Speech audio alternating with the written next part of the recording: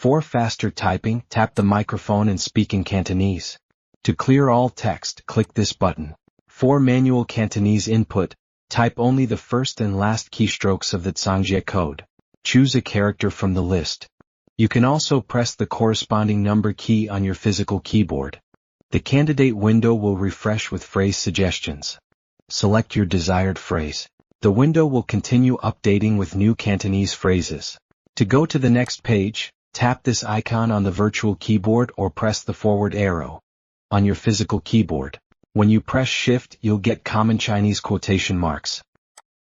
When you press the emoji button, you'll see common emojis and symbols. When you press the Alt-Ger button, you'll find additional useful symbols and some frequently used Cantonese phrases. You can switch to the English keyboard to insert English text between your Cantonese text. To try this Cantonese quick Cangjie input, visit the link in the video description. Please subscribe to the Dozro channel.